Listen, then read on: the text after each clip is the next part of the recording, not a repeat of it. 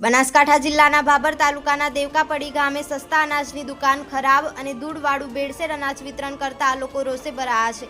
ભાભરના દેવકાપડી ગામના લોકોના જણાવ્યા મુજબ મળવાપાત્ર અનાજ પૂરું આપવામાં આવતું નથી અને કોઈપણ જાતનું બિલ કે પાકી પાવતી આપવામાં આવતી નથી, જેને લઈને લોકોમાં ભારે રોષ જોવા મળી રહ્યો છે।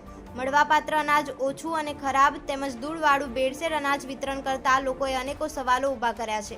આ ઉપરાંત સસ્તા અનાજની દુકાનના બોર્ડ પણ નથી અને ગામમાં જેમ તેમ ચાલતી સસ્તા અનાજની દુકાન સામે અનેકો સવાલો ઊભા થયા છે। ત્યારે અનાજ ઓછું આપે છે અને એમાંય ખરાબ અનાજ વિતરણ કરતા દેવકાપડી ગામના લોકો દ્વારા મીડિયા સમક્ષ નિવેદન આપી પુરવઠા વિભાગ દ્વારા તપાસ કરીને યોગ્ય કાર્યવાહી કરવા માંગ કરવામાં આવી છે।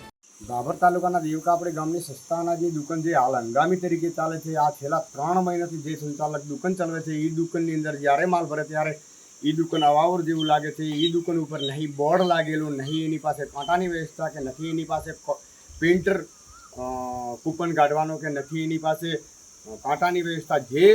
જ્યારે 3 મહિનાથી માલ વેચે ત્યારે ગ્રાહકોને કાપીને માલ આપે છે અને એની પાસે નહીં કૂપન, અને ગ્રાહકોને જ્યારે કૂપન ઓરિજિનલ પણ આપતો નહીં અને માલ પણ કાપીને વિતરણ કરે છે અને માલ ધૂળ અને ચોખા અને ઘઉં અને ચણિયા ભેગું કરીને આપે છે।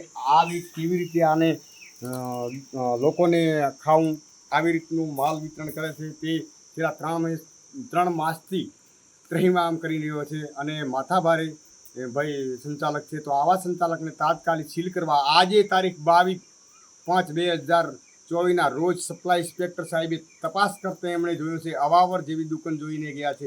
તો આવા પુરવઠા અધિકારી સાહેબને જણાવવાનો કે આવા સંચાલકને તાત્કાલિક સીલ કરવામાં આવે અને કાર્યવાહી કરવામાં આવે, તાત્કાલિક પગલાં લેવામાં આવે।